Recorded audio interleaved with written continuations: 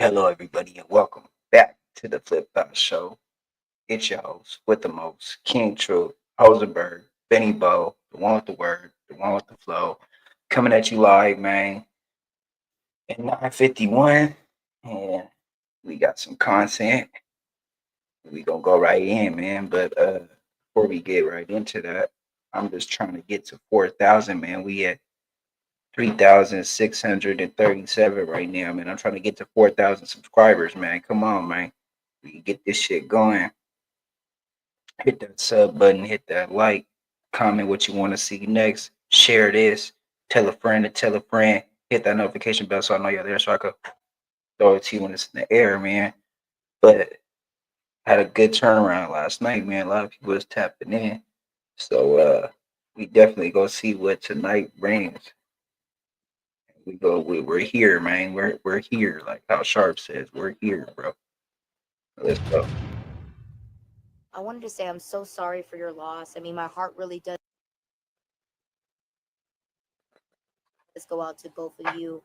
I mean, your family's going through a really tough time right now. I know there's news that broke out that said that Big U was, might have been involved in your son's murder. I mean, do you believe he's responsible? I know for a fact he's responsible. There's no doubt in my mind. Mother's instance, I know he's responsible. Why do you think that he did it? I mean, that's like the big question. Because you don't like the word no. Okay. You don't want nobody to tell you no. Everything's supposed to go your way or no way. So I feel like my baby did something that you didn't like, and you did what you did. Now karma's at your door. Do you think Big U is a real threat to the community right now? Now it's the mama, bro. You know what I'm saying? Rest in peace to her son. Condolences to her. Yeah, I condolences think to her that's his son. sister. Condolences to her. You feel me? You know they speaking out, bro. So we gonna get to it. Of course. There's a lot that there's a lot there. Of course he is, because if he could do this to my child, what makes you think he couldn't do it to nobody else's child? Or if he haven't done it to nobody else's child, or if he don't have anybody child right now feeling threatened because of what he have said to them or what he have done to them. So of course he's a threat. Of course, no doubt. With all this coming to light, are you worried for your family's safety? Most definitely. I've been worried for my kids' safety since day one, since this happened. I shouldn't have to be a parent within fear of my child's or my kid's life when I trusted you. And you took Because yeah, he was under is there the a message that guardianship you want to send to of Big Big U? U. Man, bro. So this shit getting spicy. You understand me? And they say he taking this shit to trial too. He did take it to trial. Well, we're gonna do another Why? video right after this one on Big U breaking down. It's the Any other only time you now. would have called me. Y'all hear me loud? Y'all hear me clear on this one, man? It's the only video I'm really doing with a full deep dive on Big U. I ain't doing no more content on this with this particular whole trial, bro. Because a lot of people have been doing it, and yeah, nah, we ain't doing that. Still right now today, I still haven't heard from you. Nothing. It's like they say, that big old N, you have it on your chest right now, and it stands for nothing. Because that's I don't know what if you that's a are. diss to neighborhoods though, but or what? Because they're like the And big my old brother N put is a lot nothing of oh, see, you person say to that. it. So Can I forgive you? I tried. I tried to pray on it. I tried to ask the Lord above me to help me to forgive you. And deep down, my Heavenly Father upstairs know who I am, if don't nobody else know me. I've tried, and I cannot do it. I cannot forgive you. So yeah, bro. You understand me? Rayshawn mom, she's come out, she's speaking out on behalf of her son. She feel like Big U had something to do with it, bro. And her feelings and inclinations don't mean he won't 100%. But you know what they say, bro, about you feel me? She know, mama know, bro, type shit. Like, but that still don't mean she 100% know. You feel me? She got a feeling and shit. It's strange, but you remember, right, when Big U, because you notice how she say she ain't spoke to him, Oh, y'all gotta but go they used grab to my speak often, ID. right? But she ain't spoke to I him go since the grab my passing of her ID. I'll be son. right back, though. But you see how they Grab made my mention ID. in the paperwork or whatever, hey, you the indictment that Big U DM'd her son back a year later, bro. Because I guess her son had messaged Big U for something. Big U didn't get back at him on Instagram, but he got back at him a year later, like around the time, I guess, when he found out the investigation was going on, to kind of make it look like he was still, you know what I'm saying? But yeah, bro, they say he taking this shit to trial. So-called maiden and not giving back. If you can go to the club and spend $80,000 on bottles, and you can spend $10,000 to go in the club, but you haven't done nothing to help the neighborhood. You know, this young man just gave out 500 pair of tennis shoes, and he's about to give out another 500 pair of tennis shoes. So Big U said, take this to motherfucking trial. Executive and alleged LA gang leader Eugene Henley Jr. is heading to trial. Last month, he was named in a 43-county federal indictment, and this afternoon, he pleaded not guilty during his arraignment. Prosecutors accuse Henley of running a criminal enterprise involving murder, human trafficking, robbery, and extortion. They also say Henley, known as Big U, has ties to the notorious Rollin' 60s neighborhood Crips street gang. His trial is scheduled for May 20th. Hey, yo, you. Can you subscribe and turn on that bell too? Because when you do, you're helping unbiased, independent news. So understand this. He said, F it. We going to trial, and they going to trial next month, which means the feds have been Ain't nobody waiting in on here this, yet, bro. man. Come on, Now, what gang. could Tap happen, in, tap in, tap because of in. What's discovery going and on, man? everything, Tap in. they can file an extension, like what Lil Durk did. You know, with Lil Durk, his trial was supposed to already What I have gotta happened, do? Put but some they J dropped Lo like off. 3 Yo, tap terabytes in, man. of Come on, information on man. them Tap within in. 2 weeks of the trial. That's how the feds do. They get it dirty. They do it dirty every single time. And when you It's true dirty it though. up, that's how you win. He So he with he ain't that, telling no lie. I'm just gonna put it this way. Don't be surprised if you see Big U's attorney file a motion to basically extend the trial to, figure out everything that's in the discovery. I will. He said 300 something terabytes. Yeah, it'll probably be wise for Big U Council to go ahead and ask for an extension. We can't do this shit like I'll say this though. It's gonna get pretty interesting because those who are in the indictment that played small parts, Birdman hands is how the DA is looking at them. They for surely gonna holler at their lawyers and say this: hey, here's what we want. Cooperate against Big U. We cut off 33% of the time. This is what you're looking They at. could do that, yeah. And there you go. It's going to be interesting to see how tones shift, how social media shift, how all of these things start to play out in every single way. We do understand the feds want Big U. So it's not as though you cats who saying Big U flipping, Big U gonna flip, Big U gonna flip. Like I said, I just don't see how that happens. All you cats that get on the internet and pop it, right? I want y'all to do this. If you ever get a chance to, this is me being genuine as possible, talk to a federal lawyer. That's what I do.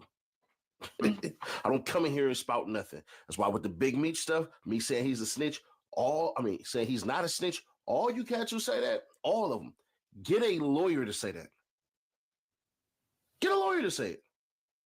No lawyer will say that. So, with that being said, bro, does Big U have a chance to beat it? There's a chance to beat it. But I think with the feds coming in with the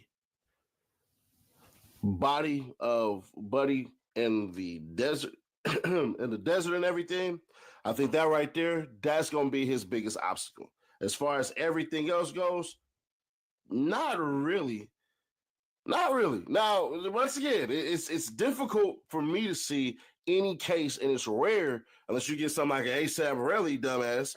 It's rare to see these cat. Yeah, so it's looking like he finna throw the boxing gloves on, man. Get in the ring with the FEDs.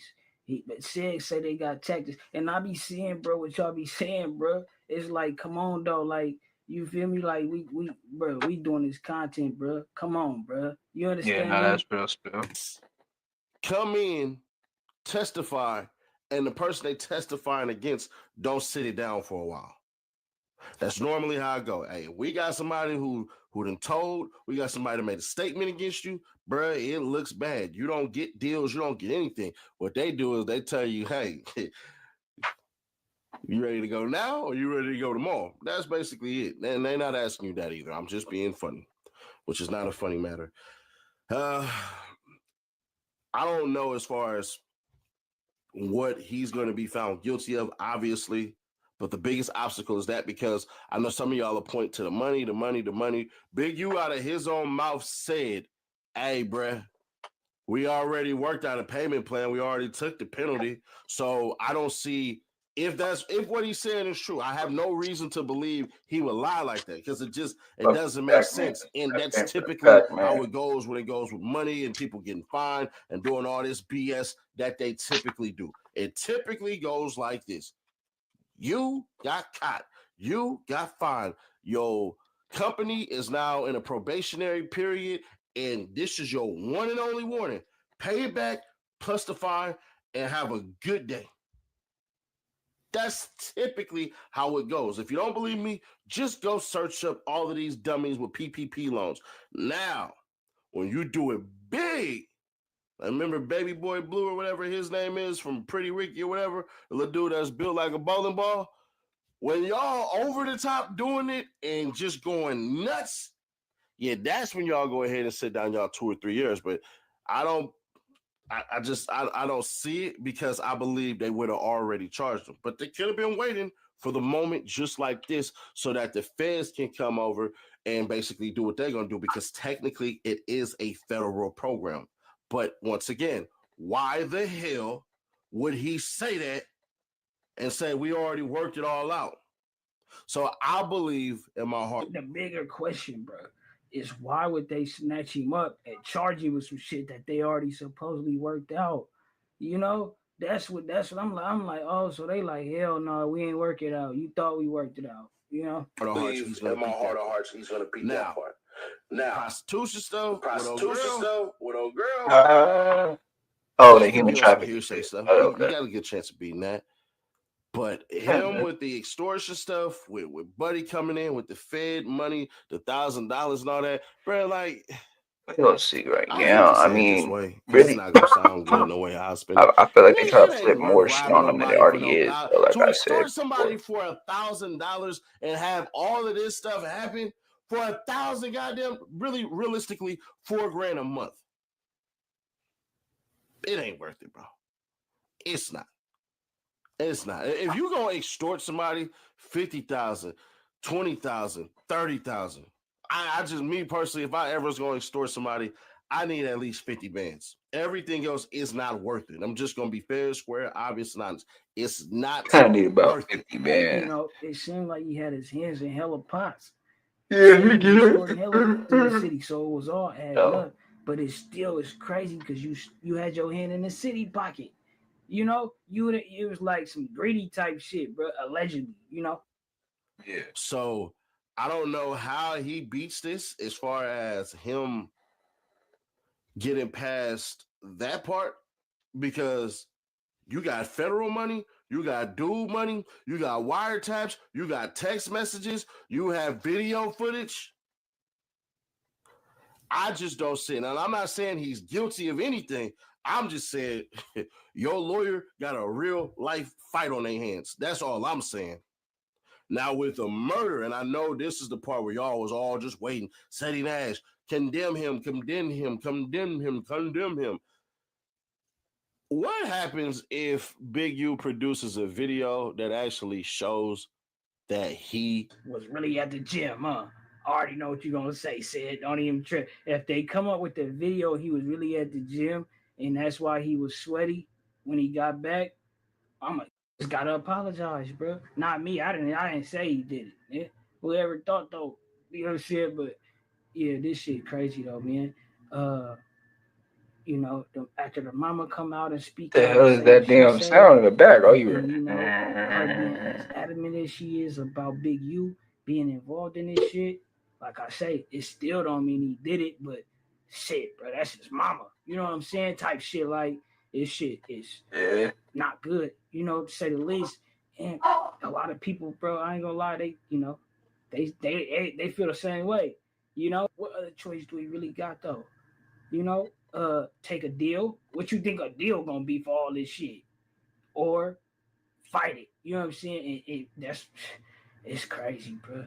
It is. But y'all let me know what y'all think. Eat that yank now and not later. Shout out to Wig TV. We gonna come back to him later on for some other things. We gonna hit the little Trap Ross, man. We gonna hit the Trap Ross. You gonna break it down, including Nipsey Hussle. If you want uncut and extended versions of my videos, go to patreon.com/traptheross. Also, you can now watch my new drops on Spotify, so go search me there. Here's the video.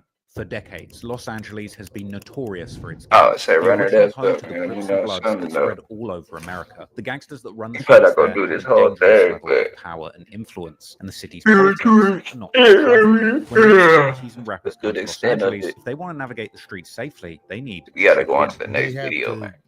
Have an experience before they realize Yeah, I should have checked in. Mm-hmm. You know what I mean? Or I should have called, or I should have been moving a certain way. Checking in means to get in touch with a local gang, sometimes paying them for the privilege before arrival to ensure that you're safe in the streets there. It's part protection, part extortion, because for those who don't check in and pay the toll, they might just find themselves getting attacked by the very gangsters that they had a connection with. One of the most infamous advocates of checking in is Big U, real name Eugene Henley Jr. He's been accused of being the leader of the notorious Rollin 60s faction of the neighborhood Crips. And if you were planning to come to LA, you might have thought about checking in with him. Anytime you want to do movies in the hood, just check it in.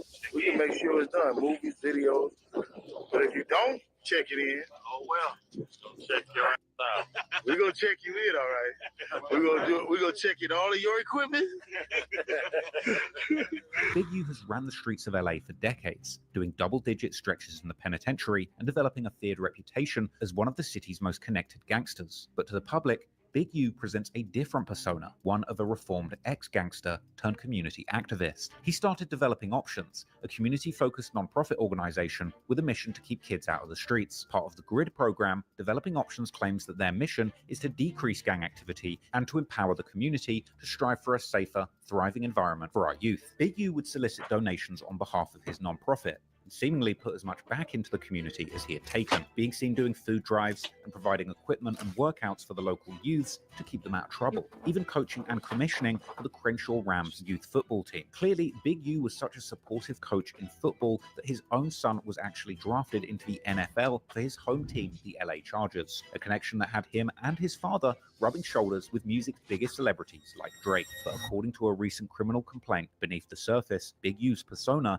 is much darker than he'd want you to think, because he's recently been accused of embezzling hundreds of thousands of dollars from Developing Options, not just allegedly taking the money, but using the charity as a vehicle to extort famous rappers and athletes and transferring the money to himself. But the financial crimes he's accused of are only the tip of the iceberg, as the criminal complaint would reveal that Big U was heard in private conversations recorded on wiretaps, that he was the only gangster from his generation still having people killed, and that he was willing to murder anyone who disrespected him. And according to that criminal complaint, these weren't just threats, as Big U is accused of murdering one of his son's childhood friends, a former football prospect turned rapper who he had personally coached, with the indictment alleging that Big U drove to Las Vegas on his daughter's birthday. What's up, shorty, bro? Wasting studio time and recording a Big U diss song. As dark as this sounds, reading between the lines of the I know you seen everybody tapping in last night, man. We had a lot of people in here last night. Towards Big U having been connected to a number Yeah, of a lot of farm people in here leaders last the night, community, bro. including Shit. Nipsey Hussle and Quando Rondo's cousin Lil Pab. The insane details about We the had a double lot life of people this in here notorious last night, LA shorty, gangster bro. might be You used came to in some here, people that Sada in the Los Baby Angeles video shit. podcast community. I think This has shit, been we a close like secret for quite some time, with other got at street least figures who have 700 been people around off Big that U one, but jumping on the microphone yeah, and nah. speculating on the eventual outcome of this What's street up, bro? drama for What you years on, now. man? Podcasts which Chilling? I too have appeared on myself numerous How you times, feeling tonight? actually meeting several of the people involved in this case over the years, putting me right in the middle of the This story. Traveler Rod's Want me to basically let breaking you it know down. I today could you change it though. If see y'all how want it me to feels to change it, really be in it's front of the Big people U you talking videos about and playing with? giving I a hear it. It breakdown feels on like it. I hear He your does that heart. all the time. No, he don't. No, he don't. Oh yeah. Man, that dude get caught in certain places. He know it. He in certain places. Why you get up and go to Chicago? Yeah, boy. So today, I'm going to risk it all and tell you everything I know about the secret inner workings of LA street politics. The podcast Sponsor me, predicted this blackout Jameson, for years. Ginger and Streets have known Lime. about it for decades, but in What these, 2025, man? for the first time, the feds have revealed. For the Shit, whole I'm world good, to bro. see I'm good. I'm bombshell I'm allegations blessed, against Big bro. U I'm just getting show ready the for my downfall birthday, man. of Birthday LA's most Wednesday, shit, notorious man. Rolling 60s Crip. Turn up a little bit. Fast forward 6 months. Big U gets arrested. This is hypothetically for these acts. Yeah. Then all of a sudden, that interview becomes completely fair game, and it's an important historical record. And like we all have to look at it and say, "Oh my God, loose cannon! I'm so sorry. We all misjudged you. You're a fucking genius. You were telling the truth the whole time." FBI says that South LA crime boss Eugene Big U Henley fronted a wide-ranging mafia-like criminal enterprise. And the Department of Justice also accusing him of murdering an aspiring rapper in 2021. Investigators say Henley is one of 18 members of the Rollin' 60s Crips charged in the federal complaint. He has maintained the image of somebody who gives back to the community here in Los Angeles. The facts alleged in the complaint paint a very different picture. Justice for them. When I go to Atlanta, I check in. When I go places, I check in. Anytime you want to do movies in the hood, just check it in. But if you don't check it in, oh well. We're gonna check you We're in. gonna check you in, all right. So you just refusing to pay your bill? I mean, but I don't think there's a lot of I was I think a lot of it was fabricated. Closets, Yeah, I was bad. dark places. Everything behind me, you know, kidnapping people, prison, and all that stuff. I had a crew we used to kidnap. That's what we did. We had a crew called the Body Snatch. Investigators say that he painted himself as an entertainment executive who's been giving back to the community with various charities, but they say Henley is a violent criminal. Boy, you is a. I'm telling you, you gotta stop. Funding a South LA-based charity, developing options. The facts alleged in the complaint. Lil Cannon should have paint kept his a mouth very shut. He different would have been picture. not saying It is one of the sweet, sweet in jail right now. He would have just shut up. Justice for them. Seen that? Hold on, I'm running that back. I was Until break it's a right there. problem. Then they call. Pause Like it right Quando there. Rondo.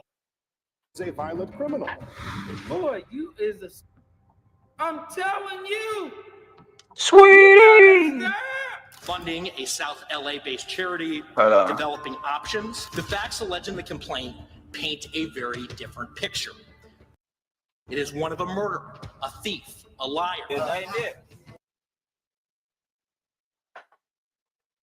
Look at break.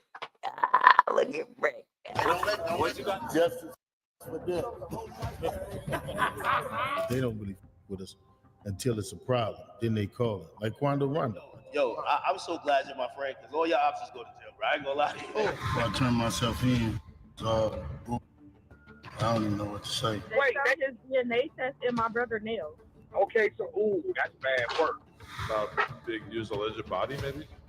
You making this shit edited look pretty cool, bro. Yeah, it's funny to me. I'm not talking about. Didn't I tell you he's a dummy? Rewind.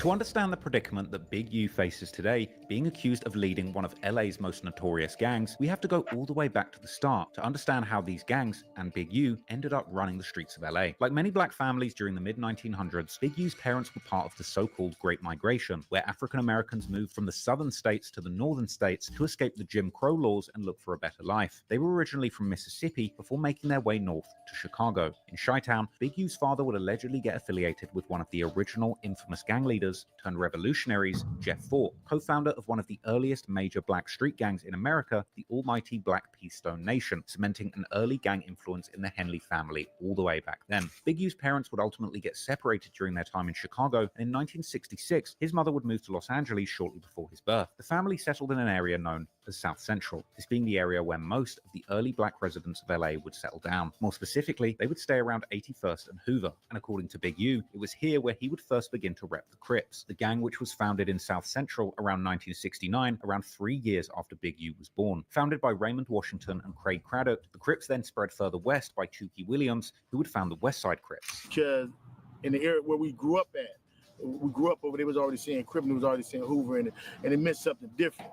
Big U had a very large family tree who would all move to LA, and the majority of them would eventually settle near Slauson and Arlington, to an area that would eventually become associated with the Rolling 60s neighborhood Crips. But at the time, there would be earlier gangs. We got here, the homies wasn't here yet, and then Van Ness Park didn't have no structure, nothing.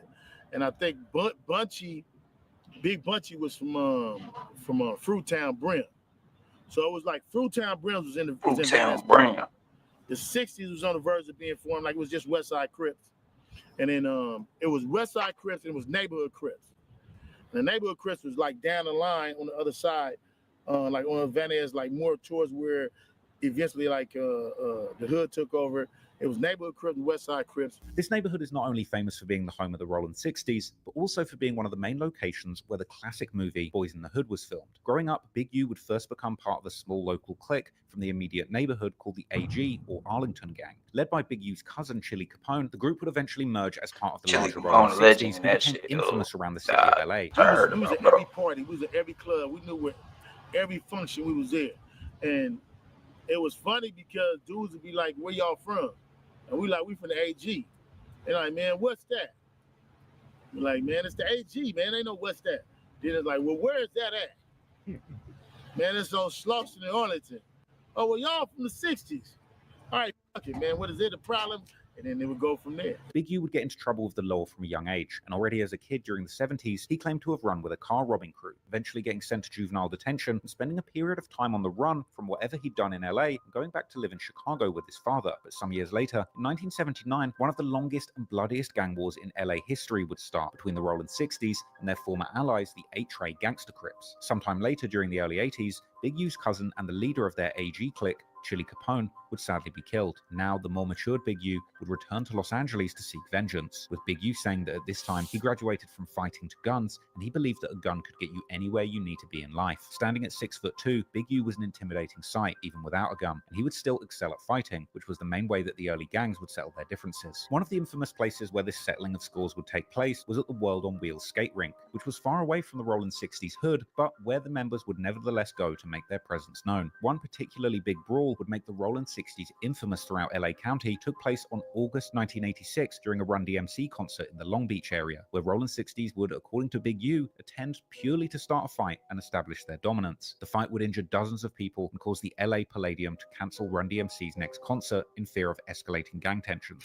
During the 80s, the county jail would also become a familiar place for Big U as he was racking up some pretty serious charges, which according to the criminal complaint even included multiple first-degree murder charges and attempted murder of a peace officer, but it seemed that these charges back in these days would never stick. But his time in jail would also help him further spread his reputation as a fearless fighter and a charismatic leader. According to the FBI, it was I was raised in the Pentecostal church. My mom was the head missionary over the women's church. She was the boss. Who was willing to kill. One article about Big U stated that he became the lead man for the Rolling 60s and got shot 7 times in the process. And during this time in the late 80s, this was when the crack epidemic was beginning to reach its peak. Today, there's a new epidemic. That's Christian still, no? Otherwise known as crack.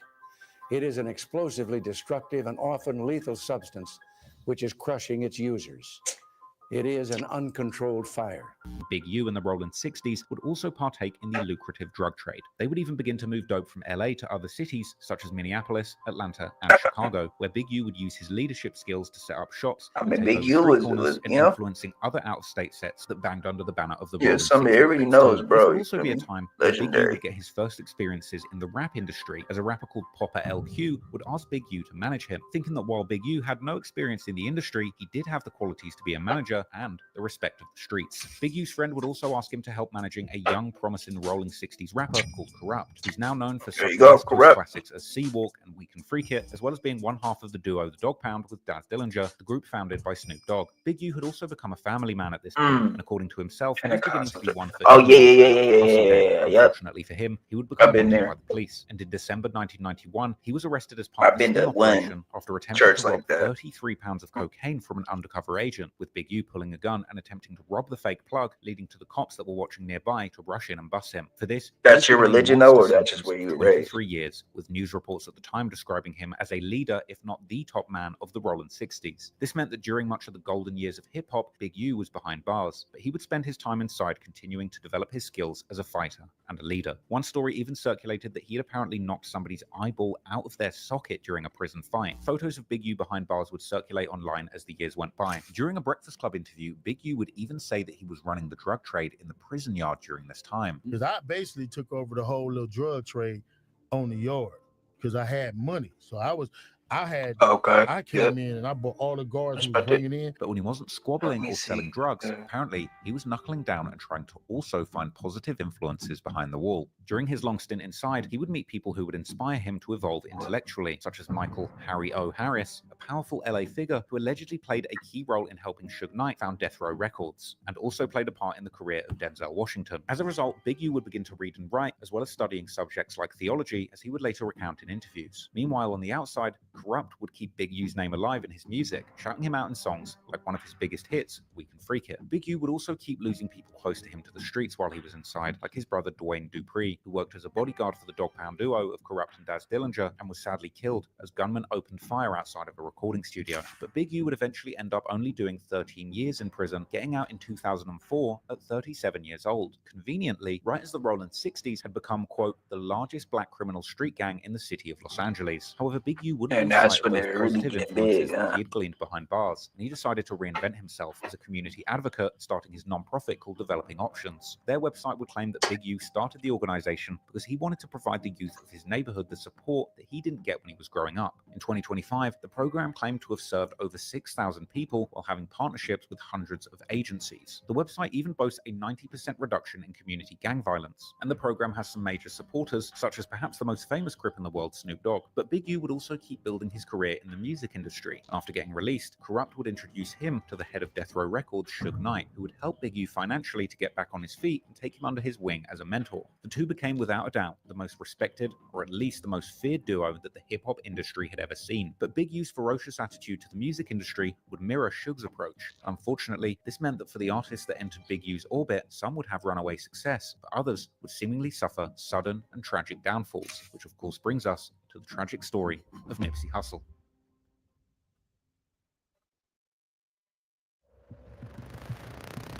After getting out of prison, notorious Rollin' 60s neighborhood Crip, Big U would learn how to play hardball in the music industry from none other than Suge Knight. The infamous blood who had ruled the West Coast rap game with an iron fist was rumored to have used murder and extortion tactic to get ahead in the music biz. From his violent altercations in the lead up to heard him say how Big U used to live here in Minneapolis. Was allegedly my brother and the homies sign over his lucrative used to deal with him. Okay, yeah, I heard that part. Suge Knight's hardline tactics. So is that your family? By the time Suge Knight's downfall had begun, Big U was already in the game, decided to spread his wings and do his own thing. Apparently, whilst inside prison, Big U, along with a lot of people say, he was a solid person, bro. So I'm not gonna smut him at all, bro. I'm just doing my research. Music in 1996, Big U would use the label to scout potential up-and-coming musical talent, and his deep street connections would lead him to the paths of some of LA's most legendary rappers. It turned out that Big U's nephew actually knew a young, talented Rollin' 60s rapper who went by the name Nipsey Hussle. Big U would begin to help Nipsey using his many industry contacts, ultimately landing him a major spotlight with a verse on Tupac's 2006 posthumous album, Pac's Life. Nip featured with Young Dre and Tupac himself on the song International, which gave Nipsey's career a massive boost. Him and Big Dre. Oh, your family for 60s? Okay, yeah. They really had a resume at that time to justify it, but he that's what's up, you know. Shout out to the 60s, shout out to the neighbors. He had Draws and Steve, and I remember I'm from Dago, so you know we got Tupac featuring neighborhood oldies on the back of it. was Those are huge. the homies. I Big got U homies later from reposted 6-0. a Rest clip in from a paradise. diverse My homie mentality Nate D documentary from on 6-0 NBC that under passed the away. It caption was saying related that it to was an Nip. honor to give him the shot. Big U was I'm playing a major role in Nipsey's come on up, fire leading with Nipsey me, to yeah. drop his first real single and music video titled Bullets Ain't Got No Names in 2006. Nipsey would get support from Big U through the creation of an entire Bullets Ain't Got No Name full-length mixtape series. But story has it that Nipsey wanted to leave a bad deal that he got into with Big U's unique label. So I signed him to it. Was signed to a 10-year production contract, which started in 2009, which would end 2019. Crazy. Big U, on the other hand, has explained in the Drink Champs podcast that he stopped managing Nipsey after a promotional tour when police discovered drugs in one of their vehicles. And although someone would take the charges, Nipsey and others began acting differently towards Big U, which he interpreted as a breakdown in trust. Radiator cap off, took the apart, stuck us in, I can't remember where we was for 3 days. They took the and scanned it from the router to the tutor, found what they wanted on it, put it back together, gave it to us. I flew back home. When I fly home, we get hit. I get hit at home. They had 21 people. They think they got him. Anyway, make a long story short, he ended up turning himself in, take the case off all of us. He get life, right, for the drugs. Right. When that happened, my team is acting weird. So I'm looking at Steve, I'm looking at Nip. Man, get a paperwork from Sony so they can see that we leasing all this. They acting weird. So, me, I'm still kind of like, hey, I'm hot, hot and heavy, but, I'm like, I can't with y'all. So you never see me on the tour no more. And that's when the problem was. No problem never happened. Okay. We didn't have a problem. Okay. Wasn't nobody making no money. Right. But particularly after Big U's arrest, many have theorized that it may have been Big U who was using Nipsey's tours as a cover to smuggle drugs to different cities, and this was possibly making Nipsey nervous and looking for ways out. I think Big U was using the tour bus, Nipsey's tour bus, to at least sometime or possibly. Yeah, he was, and Nip got into it, the cartel and shit over that. And it was there's a story too. You know what? I'm gonna do the video after that. About to take off. Story of the cartel hopping on the bus trying to get to Nip, and I think who was there? Jay Stone, studio equipment, so his son Black Sam there? No, Jay Stone, Nip, and somebody else on the tour bus. When they got upset, and he made the song. I don't rap. That song never came out. It did come out. It did come out? It did come out. Okay. It wasn't never pushed as a song, but it came out. And I mean, I don't rap, I scrap. Disagreements would lead to Nipsey making a diss song about Big U, a song titled You Don't Got a Clue from his 2010 mixtape The Marathon, where Nipsey got some things off his chest, rapping how somebody, likely Big U, doesn't have a clue about what they want to do for Nip's career, saying that he's not going to stop for them and that he doesn't want somebody controlling him, rapping how he came up tough, so he was never looking at Big U for a solution to his problems, and suggesting that his former team never really helped him push his career forward. Nip would rap F the middleman, and he would end his verse saying don't expect any favors from him because he wasn't given any favors. According to Loose Cannon, who's probably not the most reliable narrator, Big U would confront Nipsey about the track and challenge him to a fight, where Nipsey would then supposedly move and dance around Big U so fast that he would leave him exhausted, almost like a scene from an old school action comedy. And he was like, hey, cuz, is this song about me? So Nipsey stood up or whatever and was like, yeah, cuz it's about you.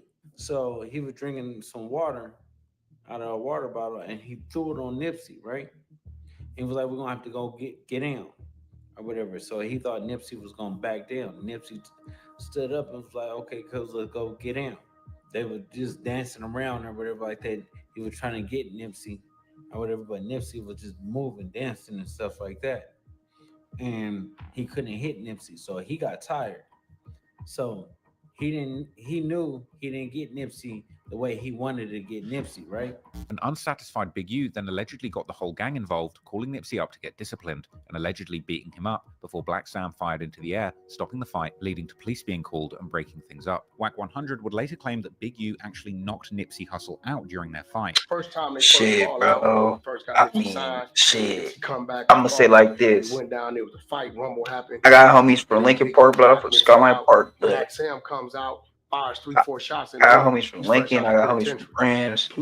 And there's a couple of the homies that, that we're bull, bro. But like, There's been so much bloodshed and shit throughout the years. I really don't It's think been rumored that I mean, Nipsey there's Hussle a had lot of daughter solid by a people mother that will was sit down allegedly and Big still U's talk niece, and or like at least a close family do friend. There was business and allegedly an shit incident like that. circulating in a Like, Reddit post where I've it been was trying claimed to that get the Nipsey truth, actually beat bro, up for another a man minute. who had I been mean, not dating his just with baby's mother Wayne, after they just in split general, up, bro, with from Nip and all his the friends beat southeast. down But because the man was apparently I creating mean, an shit. unsafe environment for I their feel daughter. like never It's been say believed never. that the You feel woman me? might have But even there's got a home lot of herself people in the that scuffle, leading don't Big look U at to be that furious at the way Nipsey. that we look at Ultimately, it. You though, know what I'm Nipsey and saying? Big So U would eventually squash their beef and definitely a wouldn't have lot any of more people public that have animosity in different the years to opinions on follow. it, and they look at Nipsey's it brother backwards if you Rayshawn even trying presumably to always had an think issue that with way. Big U. But so, but Apparently, I'm from this South was Carolina. I fuck reciprocated. with a couple of the homies from Lincoln. You feel me? My OGs, other people. You feel me? So yeah. You gotta understand, like I'm gonna have friends that my mama ain't gonna like. I'm gonna have friends that my brother's not gonna like.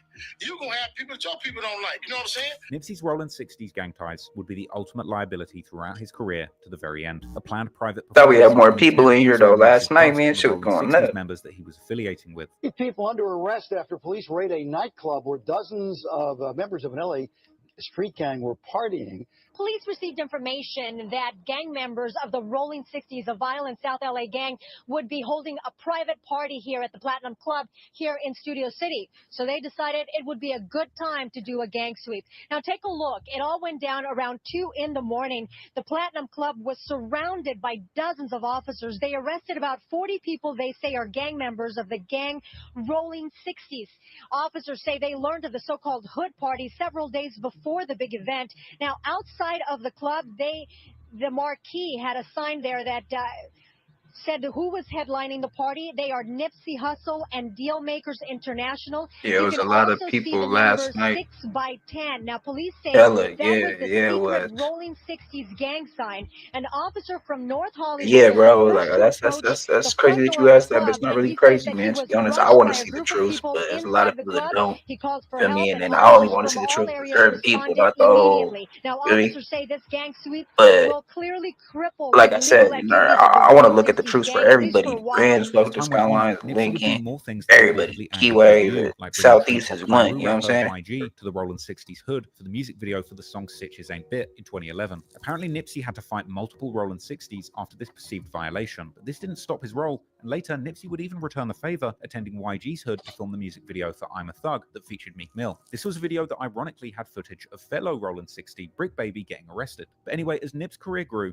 it seemed that Big U's stance towards Nipsey had softened, and he was showing him respect publicly, with Big U being seen doing a speech in Nipsey's honor in 2018 during an event for his Developing Options nonprofit, where rap heavyweights like T.I. and Wiz Khalifa were also in attendance. Look who came through. Shout out to everybody from the East, all over board, all over the board. Feel me?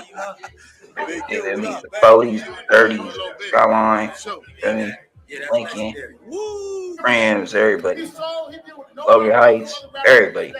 Shout out to everybody in the South. He sold his own music. So when I came along and Steve came along, we had a formula that merged what he do, but he outworked any artist I've seen. I'm talking about business-wise. I'm not talking about on the mic.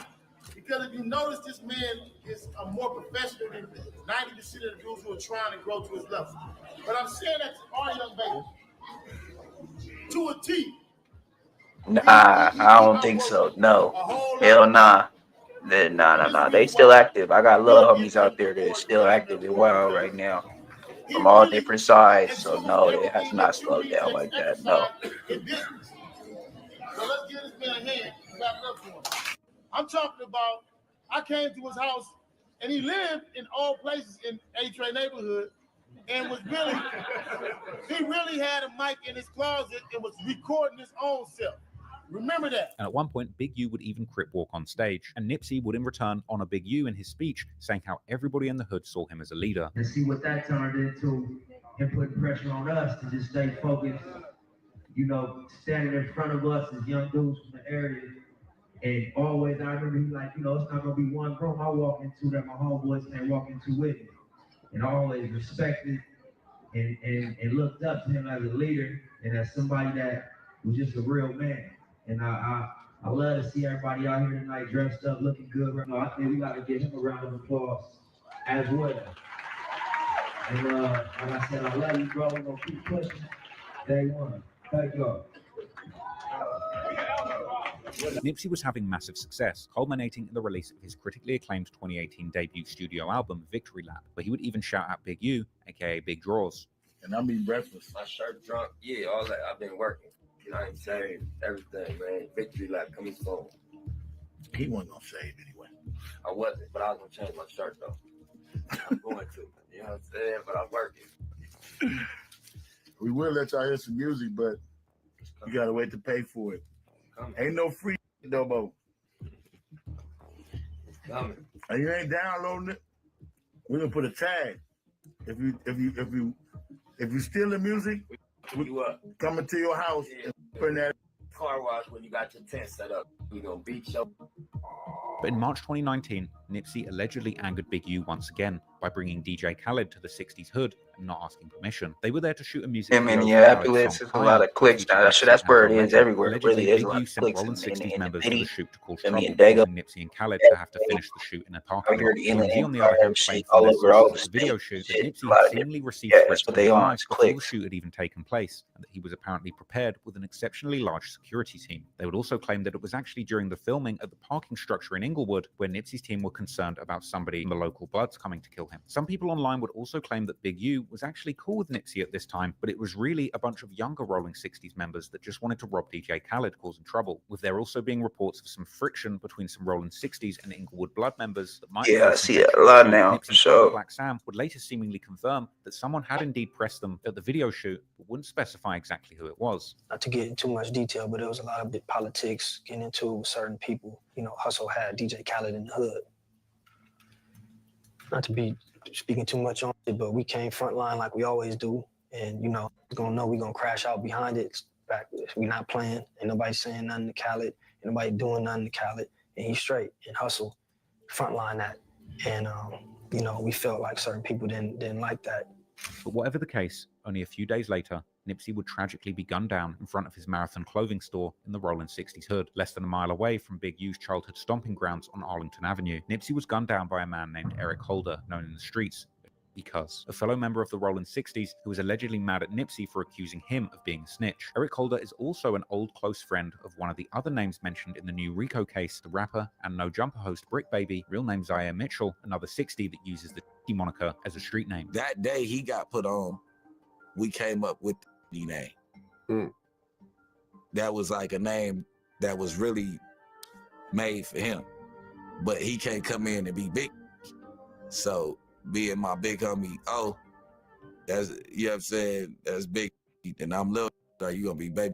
But anyway, following Nipsey's murder, different conspiracy theories would begin to spread about his death, suggesting that it might have been more than just a random argument with a low-level Rolling 60s member. One of these theories being that Big U had somehow been involved in the murder himself, particularly as he would seemingly tell different versions about where he had been the day of the murder, as well as having a motive due to the rumors that Nipsey had allegedly refused to re-sign a contract to be under Big U's label. And for those who don't know, Big U is said to be responsible for the death of Nipsey Hussle. This is what a lot of people are saying. And it's because he keeps changing his story about the day that Nipsey Hussle died. We actually was on 6th Ave with 100 cars. We got all the streets blocked. We waiting on UK to come out the house. Everybody phone blowing up. Nip got hit. Nip got hit.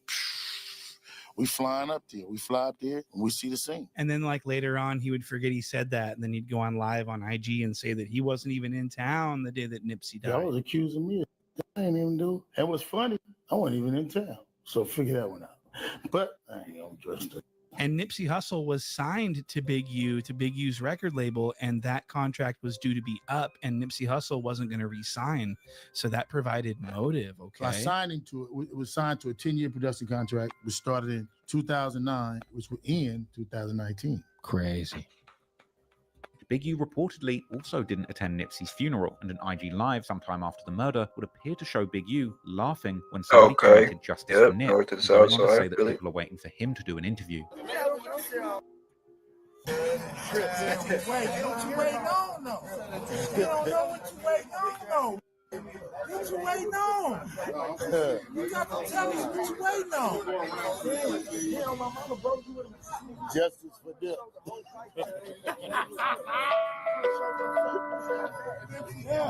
But your boy would have been there like, yeah, you did. You did.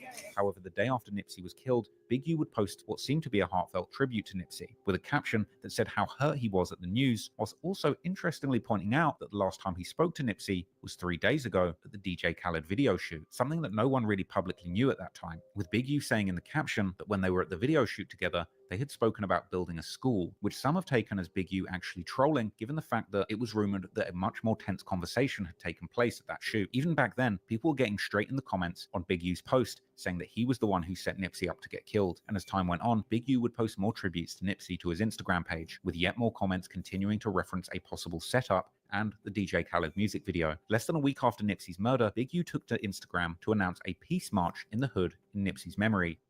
Greetings to everybody. To get this message today, we are having a vigil for Nipsey Hussle at 3 to 5 today for all the different gangs in LA that want to come out and support. Over the last 2 days, we have been having meetings amongst us, A-Trays, Rolling 60s, Hoovers, East Coasters, Bounty Hunters, and everybody like mind to come together. We're going to ask that everybody come to Crenshaw and Slauson. Yeah, Black Peace Stone shit. I shout out to my Black Peace Stone. Shout out to my vice lords. I got a homie, got an uncle for vice lords up in the Shy. Gonna be escorting everybody and the homie TJ, he's to the key. memorial. It's not open And then I got to the public. It's only for Peace LA Monster. street They gangs, all up in there. Bloods, Chris with the like mind and want to support. Biggest Pay from homage to, BSP. one of our lost soldiers, one of our good brothers and teachers and leaders. So it's open from 3 to 5. And this indeed went ahead. Over a year after Nipsey was killed, Big U proudly showed off that he had met and recorded a podcast with DJ Khaled and Fat Joe, posting a video where he seemed to be very happy to be with DJ Khaled, specifically with Khaled returning the love and shouting out Big U. That's right, love, Big U. There you go. That's right. And clips were posted by Big U's label, Unique Music, with captions saying that they miss Nipsey. After Nipsey's death, there was a post on Unique Music's Instagram page claiming that Big U was the person who had introduced Nipsey to the world, but people in the comments would continue to claim that Big U was responsible for what happened, once again suggesting that Nipsey was set up by Big U for trying to leave him behind. After Nipsey's death, Big U posted Nipsey along with references to his Unique label numerous times, including one ominous post where he put up a video of Nipsey saying that he can't follow other people, they should be following him. Blind can't lead the blind, bro. Yes, Somebody sir. gotta have a vision. Yes, sir. You gotta follow who got the vision. You know what I'm saying? So Yes, if you sir. stuck on stupid, I ain't gonna judge you or have no disrespect for you, but I'm gonna be not, over here. Yeah, and I'm not gonna follow you or take heed to your opinion. You're gonna have to follow what I'm doing. I heard And that. after a while, that way of thinking versus this way of thinking, more people lean toward this way because of the results. And in the 2025 indictment, it was claimed in a monitored conversation, Big U even suggested that he was the biggest Rolling 60 member ever, specifically saying that he was bigger than Nipsey Hussle. But despite the passing years, the rumors of Big U's involvement never went away, and people online would continue to speculate endlessly about potential conspiracy surrounding Nipsey's passing. Big U would comment on the rumors directly on numerous occasions, like in a 2022 No Jumper appearance, where he said that he was just associated with the murder of Nipsey because he's a very famous Rolling 60s member, and suggesting that he had a great relationship with Nipsey, and people are just spreading the rumor for money and clout. Like how we was beefing when all his songs, every album he put out, since we had the so-called altercation, he shouted me out. However, in 2024, Nipsey's brother Black Sam would do a podcast with Big Boy, alluding to someone being sent to kill Nipsey, rather than this just being an isolated crash out. It is random as what the public thought it was. Like Nip seen somebody, Eric, and talked, and I mean, you know, he already got convicted, so for me, without going into too many details. Okay, so y'all just had first y'all had the whoops, then y'all had the G-Waves after that. He was supposed to do a job, or somebody sent him, or whatever. It just don't make no sense. It's not random, you know. It's gonna come to the light. Loose Cannon, a former ally of Big U and one of the co-defendants in the upcoming case, actually revealed on No Jumper that Big U had told him Nipsey was dead before it even happened, with Loose Cannon saying that Big U had prior knowledge of Nipsey's death before it all went down, mentioning on the phone to him, which led to Nipsey's hustle moments before the shooting took place. The play they say that Eric Holder took the charge for Big U because somebody else did it. They said they pinned it on bro. But see, I don't know. I mean, I know that my nigga Nate D, before he passed away, he wasn't fucking with Big U.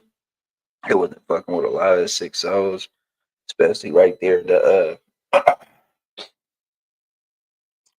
what's that called? The area where Nick was from.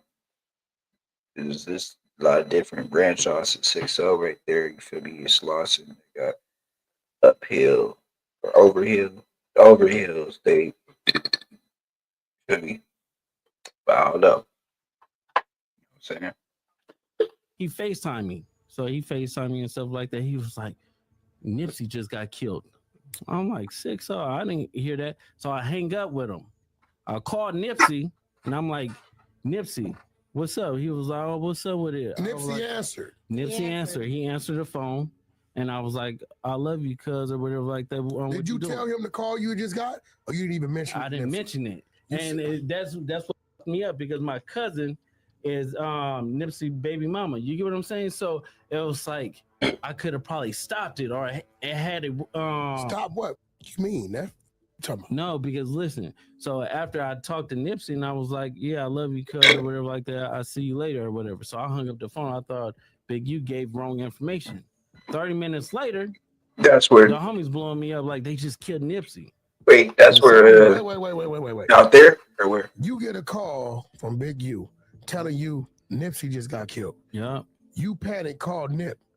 Nip answered the phone. I block over here. You like they got that shit right about you. It's like, you know what they at the do? end of the day, I didn't even think about it because you don't even warn him that you got that call from dude. No, because their relationship was so fucked up. It'd be like they be hot one minute, then they be cold the next minute, and then they be lukewarm. Like you just 30 minutes. Yeah, they got that out here in the Indian Empire too. Yeah, he get killed. Yeah, I got it. So you think he hit you a little too early? This clip actually led to a cease and desist being served on No Shit, Jumper. chill out. Yeah, advised to remove content from his channel. So everybody knows I got a cease and desist about Big the loose cannon interview that I did with Whack 100, and a cease and desist showed up from the one and only. Never thought my life would go in this direction. Never thought I would be getting a legal notice from the big man himself. Oh, Big yeah, I just seen you. Big U said he ain't feeling that Big Lucifer.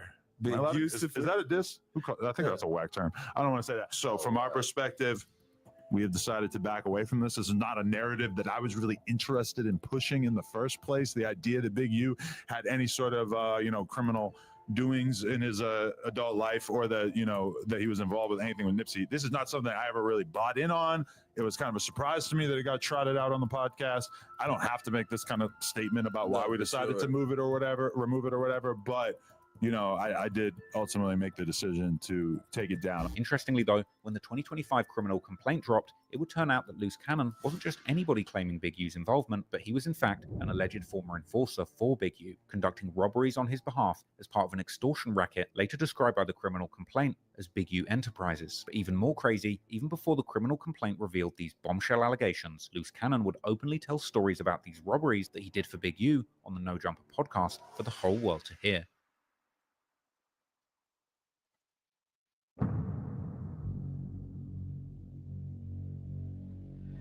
When the 2025 criminal complaint dropped on Big U, the world will be introduced to a dark trail of alleged crimes. But the complaint itself wraps up all of these activities under one umbrella organization, with the so-called Big U Enterprise allegedly engaging in an array of criminal activity, including extortion, robbery, murder, human trafficking, wire fraud, bank fraud, other financial crimes, obstruction of justice, illegal debt collection, illegal gambling, and conspiracy to commit fraud. Some of these crimes seem absolutely crazy in the modern day and make you think more of the Black Hand mafia extortion scene in the Godfather movies than gangbangers in South Central LA. In fact, Big U actually previously referred to his life as a modern-day mafia story, but things were much more complicated than that, because to cloak this alleged criminal activity, according to the complaint, Big U's non-profit was at the front and center, and this, along with his persona he presented to the public as a reformed gang member, actually allowed Big U to...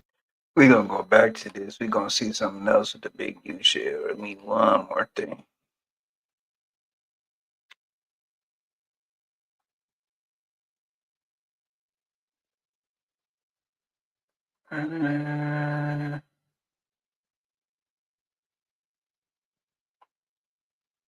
Nah, you know what? Fuck it. Whatever. Including Nipsey Hussle and Quando Rondo's cousin Lil Pab. The insane This is details good. about the double life of this notorious LA gangster might be news to some people, but in the Los Angeles podcast community, this has been an open secret for quite some time, with other street figures who have been around Big U jumping on the microphone and speculating on the eventual outcome of this street drama for years now. Podcasts which I too have appeared on myself numerous times, actually meeting several of the people involved in this case over the years, putting me right in the middle of the story. So I'm here to let you know as a man, see how it feels to really be in front of the people you talking about and playing with? No, I hear it. It feel you. I hear He your does that heart. all the time. No, he don't. No, he don't. Oh, yeah. Man, that dude get caught in certain places. He know it. He in certain places. How you get up and go to Chicago? Yeah, boy. So today, I'm going to risk it all and tell you everything I know about the secret inner workings of LA street politics. The podcasters that have predicted this crackdown for years, the streets that have known about it for decades, but in 2025, for the first time, the feds have revealed for the whole world to see bombshell allegations against Big U that triggered the downfall of LA's most notorious Rolling 60s Crip. Fast forward 6 months. Big U gets arrested. This is hypothetically for these acts. Then all of a sudden, that interview becomes completely fair game, and it's an important historical record. And we all have to look at it and say, "Oh my God, Luce Campbell, I'm so sorry. We all misjudged you. You're a fucking genius. You're telling the truth the whole time." California gangs made it to Minneapolis and Crime boss Eugene Big U Henley fronted a wide-ranging mafia-like criminal enterprise. And the Department of Justice also there, accusing my bad. him of murdering Okay. an aspiring rapper in 2021. Investigators say Henley is one of 18 members of the Rolling It's crazy, bro. If you ever want to hop on here and He has maintained the image talk about some of of this shit. somebody who gives back to the community here in Los Angeles. The facts alleged in the complaint paint a very different picture. Justice for them. On my mama, I got a good cut, bro. This right here, this When I go places, wax I check pen in. had me Anytime going, you man. want to do Shit. movies in the hood, just go check it in. But if you don't check it in, oh well. Check your out. We're gonna check you in, all right. So you just refusing to pay your bill? I'm just not gonna allow you to videotape me as I pay. I was bagging my victims. Closets. Yeah, I was bagging dark places. Everything behind me, kidnapping. I don't know what's up with that TI I had shit. a crew we used to kidnap. That's what we did. We had a crew called the Body Snatch. Investigators say that he painted himself as an entertainment executive who's been giving back to the community with various charities, but they say Henley is a violent criminal. Boy, you is a. I'm telling you, you gotta stop. Funding a South LA based charity, developing options. The facts alleged in the complaint paint a very different picture. It is one of a murderer, a thief, a liar. What you got? Justice for them. There go Big Baby. They don't really with us until it's a problem. Then they call it. Like Quando Rondo. Yo, I'm so glad you're my friend because all your options go to jail, bro. I ain't gonna lie to you. Before I turn myself in. So Enemy named Whack 100. It includes O's to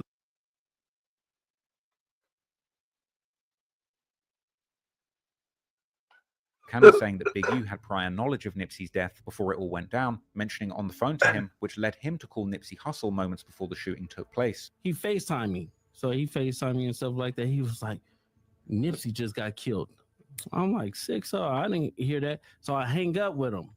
I called Nipsey and I'm like, Nipsey, what's up? He was like, oh, what's up with it? Nipsey answered. Nipsey answered. He answered the phone.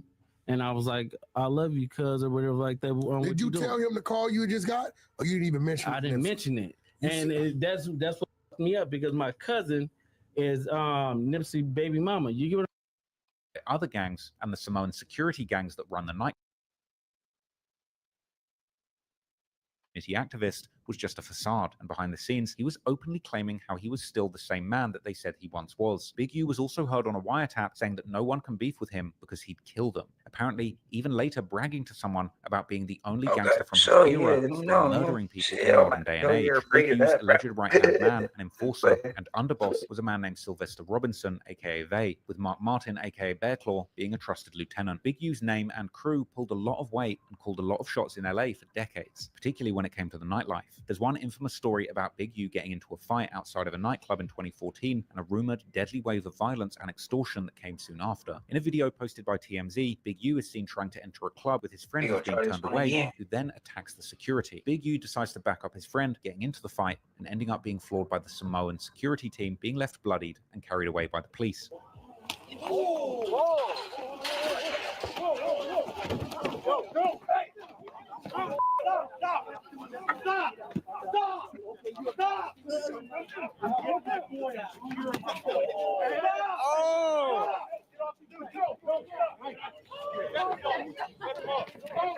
You, Mike, hey, just stay down.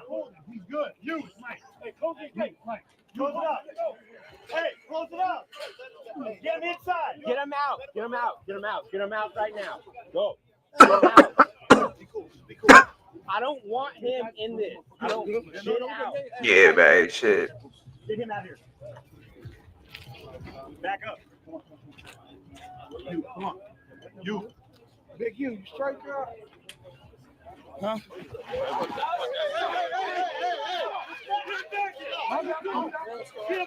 It's the game, man. Who, right? The game is here, yeah. No, he just swung in my car. Leave him on the ground. No, he goes to jail. He goes to jail tonight. Nothing to see, guys. Let's go. Let's go. Hey guys, back up. Come on, what are you doing? Big U later claimed that he had gone head-to-head with 15 Samoan security guards. At the supper club up here. We was going in. It's only 30, 40 minutes left in the club. This dude hired something. The homeboy house. Yeah, they won't let him in. I'm like, I'm gonna stay out here with him. He just get off on the security guard for no apparent reason. Get off, meaning. He just fired on the dude. Oh! All the security together is me by myself. Big you straight up. Oh, shit, my sister-in-law, bro. Yeah. It's 15 of them. You 50 get your whooped. But how the rules go, I'm gonna get down where I'm mad at. I took flight.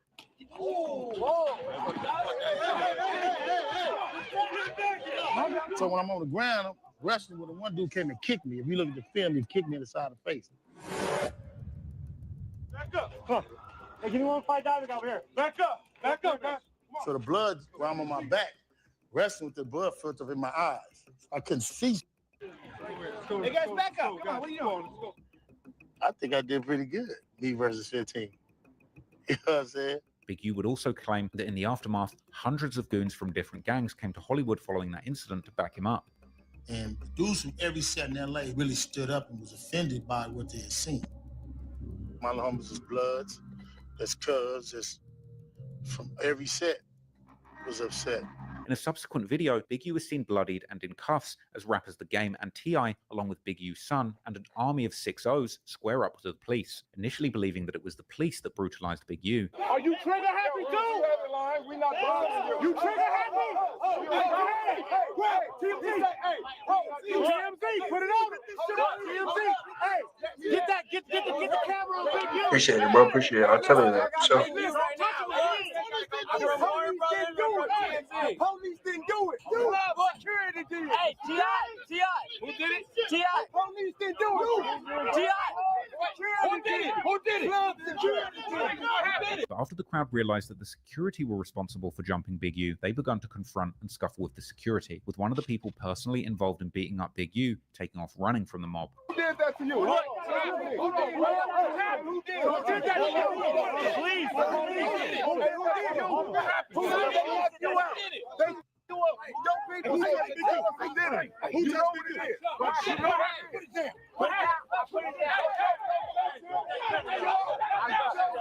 Hey, Scott, I got you. Then, rapper The Game even squares up to security himself, ready to fight.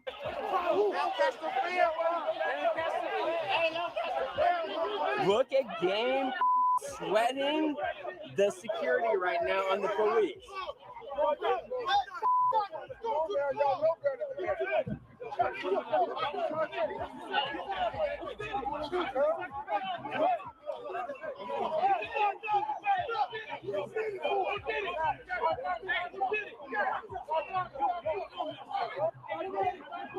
Then, what what sounded like young Rolling 60s members ready to crash out would escalate things further, looking for those responsible and saying that they had never seen Big U in that sort of state, with everyone trying to remove them from the situation before things escalate and get deadly. I'm talking to you, 6-0 kid. I ain't never seen my like that. Who hit you though? Who hit you? Hey, what happened? No, I can calm the whole situation down. What happened? I can tell you. Look, it's a full Mexican standoff right now. We got a whole Mexican standoff with Games crew and the police. The game would still try and square up to the security, who was saying that Big U has to go to jail tonight. Watch your back, watch your back.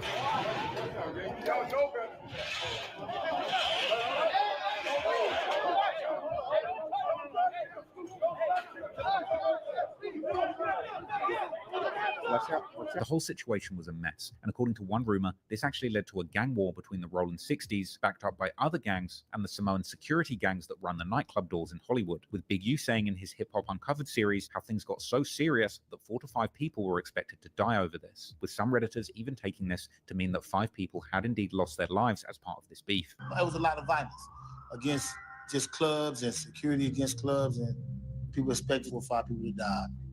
We got so many people dying over bull crap. I didn't really want to add to that. That's not the legacy I wanted to have. That was a misunderstanding, you know what I mean? Went too far. So we ended up shutting Hollywood down. We had to meet with the powers that be. Now, I wasn't able to find any evidence or cases relating to murders that happened in Hollywood following this incident, but apparently after things reached a boiling point in the streets, the Supper Club and Big U had a meeting to try and resolve things. This ended in the Supper Club allegedly cutting Big U a check for $200,000 and doing a food drive for his community movement. You know, we had sat down with the owners of the Supper Club. They wrote me a check for over $200,000. We used about $70,000, $80,000 to do a food giveaway, toys. It was amazing. The Supper Club's giving all these free toys and food. They're underprivileged, right? And so I start talking to Big U, the organizer of the event. How come the Supper Club was so keen to be involved? Well, we've been messing with them since back in, the incident we had. They want to reach out, and help the community. For me, being able to take something bad that happened for me and turn it into a positive, instead of continue to let it be a negative, that's what I'm all about. Supper Club later put out a public statement suggesting that Big U was the victim of a rogue security officer who took things too far, saying that Big U was not arrested and had no part in the violence, with club owners distancing themselves from the security that were working that night and promising that they would never book them again. Clearly, Big U was flesh and blood, like any man, and could also be caught slipping. But just as clearly from what came after, he was a formidable force in the streets who wouldn't accept this kind of violation lightly, and nightclubs would seemingly be a regular target for extortion attempts by the Big U enterprise. The 2025 criminal complaint would outline a situation where Big U shook down club owners, promising them T.I. and Wiz Khalifa to turn up to an event in exchange for 33% of the profits. These artists never turned up, but Big U demanded a $30,000 payment from the club, plus more of the profits, despite not keeping up his end of the deal, with a taped recording depicting Big U pressing the club owner and promising to tear the club up if he didn't get what he wanted, apparently vowing to bring 5,000 Rolling 60s members to destroy their club if he wasn't paid the money. And famous people weren't safe either. The criminal complaint would mention a litany of celebrities and athletes that had paid Big U a checking-in fee when coming to LA, checking in being an extortion method that out-of-town people often fall into, as they're pressured to get into contact with the local gang members, this often involving payments for protection and to not get robbed. The criminal complaint explained that checking in was a street tax that had to be paid to guarantee safety from gangs and criminals in the city. And according to the complaint, the Big U enterprise claimed control of LA and expected to collect tax from entertainers in the city conducting certain types of legit or illegal business. The criminal complaint outlined an incident where boxer Adrian Broner and his friends were part of a fixed dice game against some NBA players, who then checked in with Big U and allegedly paid him $100,000, after which Big U gathered his goons and went to confront Broner, allegedly roughing him up along with his friends for not checking in and for apparently cheating NBA players out of their money. But even as far back as 2020, people on Reddit would debate why Big U pretends to be a reformed gang member whilst also I'm not gonna sit here and say, oh, I don't know. Publicly. People knew that he was living a double life years ago, and this was an open secret This in is LA. somebody that was Be seen in big, video clips on big social Don media out going to here, film pretty sets sure. where he had apparently forced the production to check in with him, saying that if they didn't, he would be taking all of their equipment. Movie production in the hood. That's how we do it, man. Top flight, baby. Yeah. GB running this here movie set in the hood. Come on out here. Coming out here and checking in with GB, getting his movies done. You better know it. You know what I mean? Anytime you want to do movies in the hood, just check it in. We can make sure it's done. Movies I mean, yeah. if you don't, check it in. Oh well. Check your We're gonna check you in, all right. We're gonna check in all of your equipment. We're gonna check in all of your equipment. Big U was openly the gatekeeper for LA check-ins, warning out-of-towners in numerous clips that if you choose not to check in, you're not safe and you'll suffer the consequences, as well as saying that he too checks in when going to other cities. When I go to Chicago, I respect Chicago wholeheartedly. I check in. When I go to Atlanta, I check in. When I go places, I check in. And I don't think nobody is safe. I know dudes right now from LA who are actual gang members who have been robbed for their jewelry, who real killers, like who really real killers. Like if he ever find out who did that, he gonna knock everybody down. You understand what I'm saying? You just call slipping. You know, that's how it is. You know what I mean? And you try your best not to be slipping. And if you have the means not to, why do it? You know what I mean? And it's just about, sometimes it's about respecting, you know, yourself and then trying to get home. So, I mean, you know, I hear a lot of back and forth on that, but I mean, I don't know that it's a perfect answer other than me, myself, I check in. But it appeared that Big U even had issues with podcasters like Gilly and Wallow of $1 Million worth of game. Gilly and Wallow, they got a problem. I come to Philly, them the only two dudes I'm looking for. I got no problem with nobody else, no beef with nobody else but Gilly and Wallow right now. Whack 100 and Loose Cannon would both tell academics that the Rolling 60s, on the orders of Big U, once stripped Gilly and his son and sold their jewelry for $100,000, with Whack 100 also revealing that Nipsey Hussle allegedly ended up giving Gilly $20,000 back because he felt bad for him. Man, you better ask Gilly. Gilly no? No, Gilly got stripped down by the homies because of Big U. Wait, Gilly? Yeah, the homie Rose and them stripped. We're talking about Gilly the Kid. We're talking about the guy with the podcast. We're talking about $1 million worth of game. Yep. He got his son stripped down, and they stripped down Gilly. What do you? And for what? Like what? What do you mean? Gilly never got robbed though. Yeah, him and his son got stripped. They stripped him in the 60s. Big U lined them up. They stripped him, took all their jewelry. And did it, came on the stage and said he did it, and get mad at me like I did it. I ain't did it. I ain't do it. I wasn't there. No, what mad at me for? Gilly official from Philly, man. Gilly not going like that. Gilly had his hands up in the mother air with his two kids. A father that couldn't protect his two kids. That's what he is. I told that, look, bro, don't be popping at me because with another saying, nigga, that from Roller 60 Crip for real. Everybody know that is. He telling you, Big, you lined your punk ass up. Now, if you got your ass robbed over there, you and your kids, he said Nipsey went over there and gave it $20,000 because he felt bad for him. However, it seems that whatever may have happened, Gilly would repair the relationship with Big U, as they could later be seen acting very friendly with each other. But no one was safe from the Rolling 60s extortion racket. But it seemed that the biggest targets were grey market businesses that couldn't rely on the law to protect them, particularly unlicensed smoke shop dispensaries, with Big U and his henchmen allegedly running an extortion racket where they would charge protection money to a store and rob them if they didn't pay up. In some cases, robbing them and giving some of the proceeds back if they agreed to line up other robberies and to prove what they were capable of doing. Footage of one armed dispensary robbery allegedly carried out by Rolling 60s on a dispensary that happened to be owned by Nipsey Hussle and Black Sam would even circulate on Reddit, and this is where Loose Cannon enters the picture. According to some sources, Loose Cannon, real name Tremaine Ashley Williams, had a tough upbringing in South Central LA, losing his father to a death sentence in prison. Loose found himself deep in the politics of LA streets and prison yards, eventually turning to the music business as a producer, making beats for people around him like Nipsey and Draco the Ruler, before turning to rapping himself, collaborating with Nipsey Hussle during his come-up, and allegedly almost getting signed by none other than Dr. Dre, who, according to Loose, produced his song Bringin' California Back featuring Nipsey Hussle and YG. But in the end, Dr. Dre ended up signing Kendrick Lamar, as he considered him to be the safer choice, who didn't have as many potentially disruptive ties to the streets. Some piece to Nip, man. Yeah. You had a record with him in 2013, right? Yeah. Bringing California Back, produced by Dr. Dre, with featuring YG. Hold on, you said produced by Dre. Yeah. Dr. Dre. Yeah. Like Andre Young. Yeah. Oh, worked with Dre? Yeah. How closely did you work with Dre on that? You just got the beat, or you were able to link with him? When I went to jail, he was like, he wanted to sign me or whatever. It was me, Nip, and Kendrick Lamar. So at the end of the day, He was like, y'all getting people getting killed out there. I don't want to be around with this gangbang. I learned my lesson from dealing with the last situation, and he chose Kendrick Lamar. That makes sense. Like, however, in another early interview, Luce would also imply that he was in fact the producer of the song, making the melody of the beat with a church piano while being locked up. So you basically wrote everything. Did you produce that track too, right? Yeah, I produced Yeah, it. nah, I for did sure. everything. So like, you know, when you're in jail, like how were you able to like, you know, kind of They move that shit like a mile. Yeah. Like they had like church, right? Oh, okay. I used to go in the church, use the keyboards like that. That's how I did it.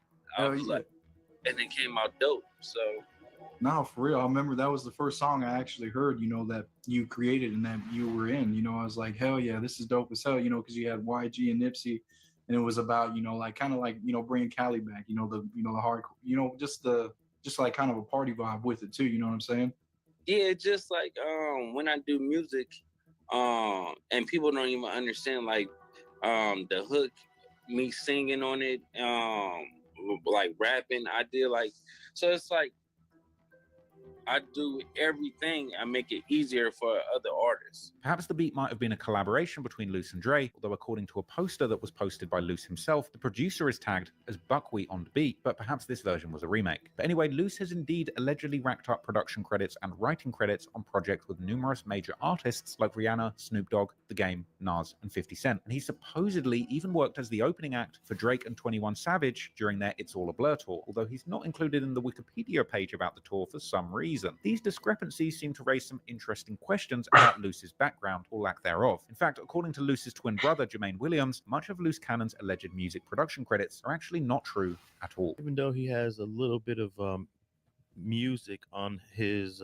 platform, he's got the Draco song, he's got the Nipsey song, he has claimed all kind of music success with people that I know for a fact he doesn't even know. He don't know Nas, but the Luce Cannon that I know has been worked with Nas for probably a decade. He doesn't know none of these other people that he's claimed to produce, that he's worked with. Have you heard some of his claims of his music success? I could only go by what I did for him. Like he have songs with, you know, Game. He got songs with J Rock. He got songs with Nip, YG.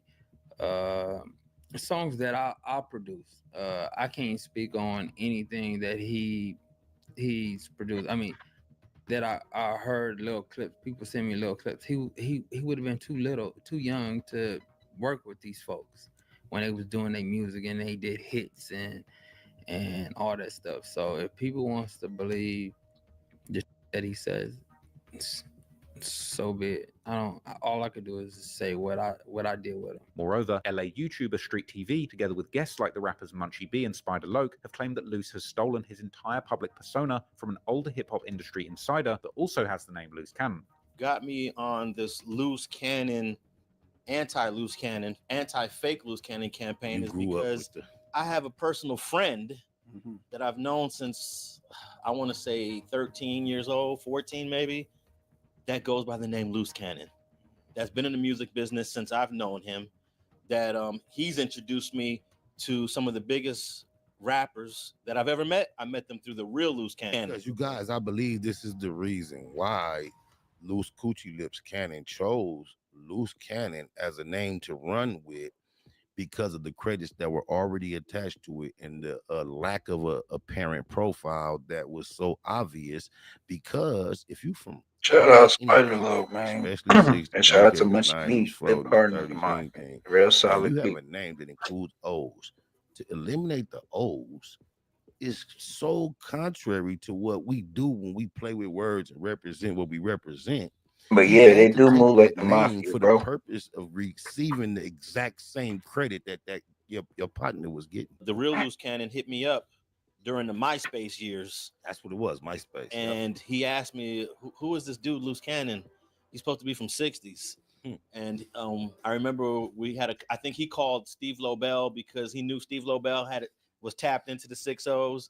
And he said that, I think Steve Lobel told him that, oh, it ain't nobody. There's nothing to worry about. Oh, my mama, dad, homies, daughters, lokes, loved ones, everything I love and live for, my sister and my sons. It's the same thing I did. It wasn't Steve, but I hollered at Big U. He called me back with the exact same report, bro. Back in 06, when I ran across this mother content of Loose Coochie Lips Cannon lying on me, claiming he had met me and disrespected me, and I had no idea he existed. Told you, don't say cuz you not no crip. Look how far he would go. That's why you guys know that was he been trying this since 06. Normally I wouldn't care. Right. But I grew up with the real Loose Cannon.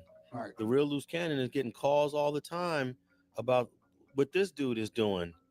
About claims that he's been with other celebrities that the real Loose Cannon never been with. So he's got to take these calls. Nah, I never did a song for 50 Cent. He has worked with Nas. He has worked with some major dudes. Right. This dude, the fake dude, is just putting it all out there. Robbing dispensaries is one thing, but robbing song credits and your entire career history is just wild. But Luce's former partner, Jasmine Gigi Adams, also told Street TV that Luce has told many outlandish lies about himself, painting him as a possible pathological liar. Tremaine, he kind of gets you into a place. I mean, it's real intense when he first meets you. It's, I mean, as you guys can all see, I'm sure from the interviews that everybody has seen, the lies are outlandish, and he's very good at when he's outed for the lies, he'll come up with an even bigger lie.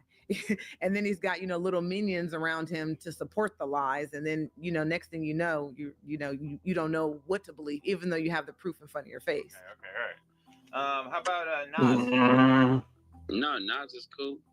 Okay. I don't really know, bro. To be honest with that shit, I feel like a lot of times when people be saying that shit, it's fabricated, but sometimes it do go down. I never heard of it though from any of the real wolves from the families What did you do with them? out throughout there, Athens Park. They never said none of that, blood. So What did you produce? The I'm not song gonna with sit there and him say, and yeah, on that. what's that factory? I produced so many records, I'll be forgetting the damn names. But I think that was kind of the reason why I stayed, because the fake Tremaine didn't have, it's not like he had tons of money or anything when I met him. So I think it was more so about myself. It was just me. When you look back at it, was there anything about him that you actually liked? He was very persistent. He was showered you right away with just like flowers, very persistent, and taking you out, kind of just treating you like like a lady. He never pressured you for sex or anything like that. He was just very persistent, kind of came off as a gentleman. And then of course he's telling you these lavish stories. I own Subways, I own GameStops, I have my life together type thing and stuff like that. And I had my own businesses too. So it was kind of like he makes you feel like you've met your match. But whatever the case, Loose Cannon would eventually find himself in the podcast world, appearing frequently on LA's leading rap culture podcast, No Jumper, arguably becoming a loose link when it came to the secretive code of the streets. But before Loose had fully transitioned to a more sanitized media presence, he was allegedly towing the line for Big U in the streets, specifically conducting robberies of dispensaries that were being shaken down. According to the criminal complaint, on July the 5th, 2021, a robbery went down at an unlicensed dispensary that had been paying up to $25,000 a month to the Big U enterprise, but they ultimately got tired of being extorted and decided to stop paying up. On that day, 11 thugs were sent to the store, including Loose Cannon personally, with them running into the dispensary with guns and masks, robbing the store of cash, stock, and even sticking up the customers. Apparently during the robbery, one of the masked men put the store owner on the phone with Big U, who invited the victim to his home, and when he arrived there, he found Big U and the robbers with the proceeds of the robbery, telling the victim that he just robbed himself, giving him back some of the stolen things and demanding $10,000 so it doesn't happen again. Now, this is a crazy extortion method as it is, but to make matters even more crazy, years later, after falling out with Big U whilst on the No Jumper podcast, Loose Cannon would discuss this incident openly, saying how he found it strange how Big U would send them out on robberies and then the victims would later turn up to take their things back. So basically it's like, cause he'll be like he'll manipulate things, like we'll go and do something, and as soon as we do it to show up to the house like 10 minutes later when we trying to counting everything, right? And we be like, how do they get that?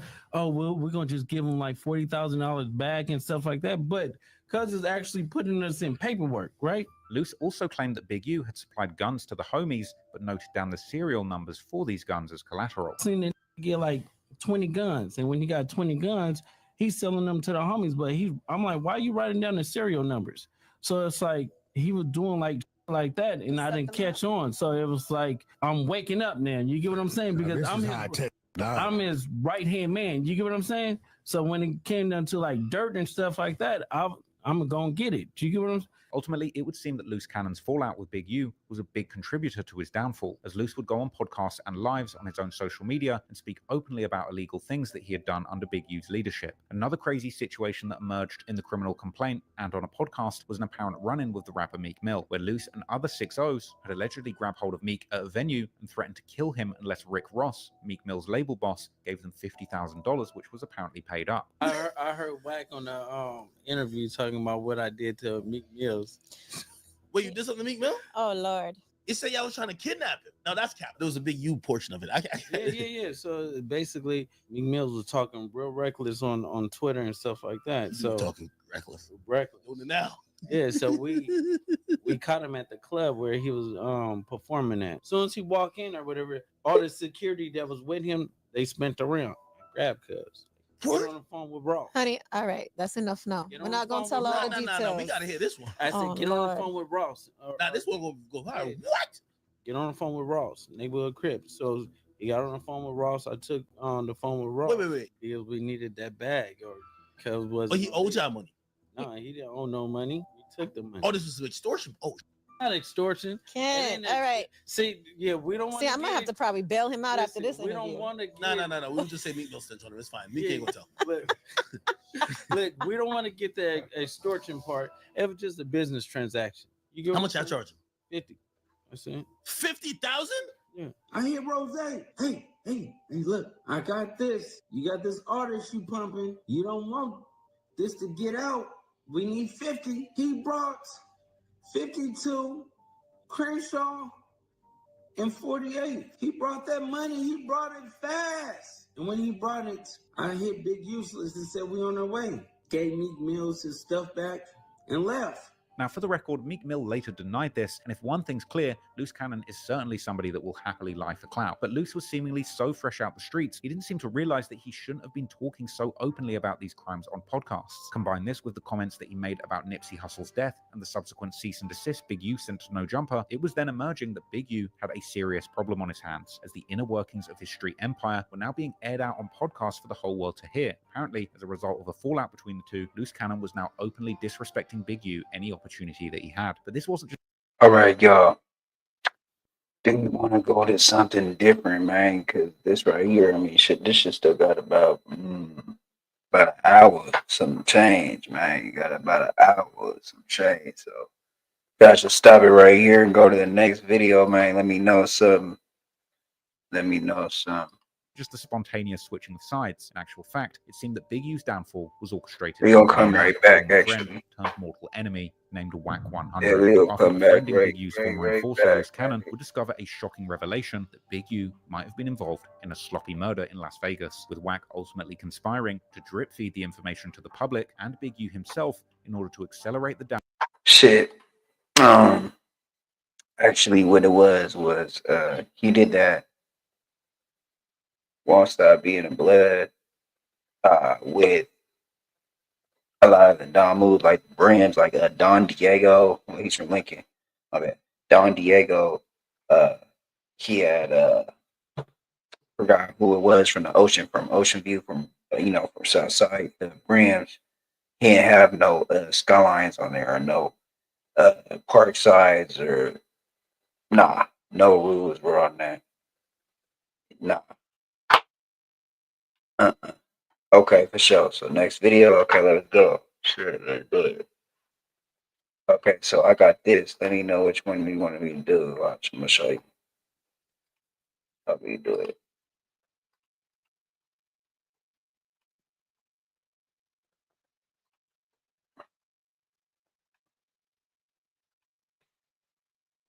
Okay, so we could either do the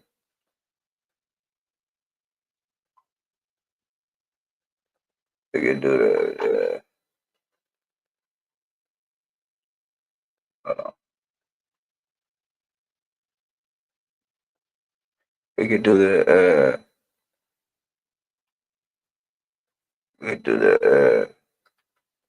Break Baby Loose Cannon bail denied. We could do the Break Baby calling in.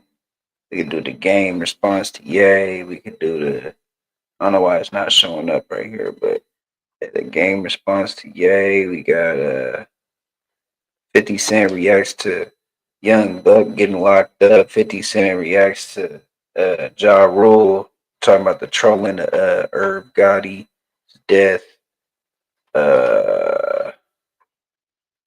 Give me 1 second, y'all.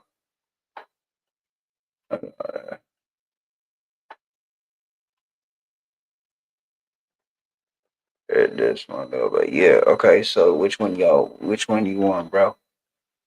Or you just said next video? Okay, we gonna do next video. Then which one out of all? We want the brick, the 50 Cent, the game, 50 Cent, the game EA, the 50 Cent and Young Buck, the 50 Cent Ja Rule. Yeah, what else is it? The 4 extra getting locked up again. Shit. I got the brick baby. Okay, yep, the game EA, yep. Okay, we out of here. We out of here, y'all. Peace.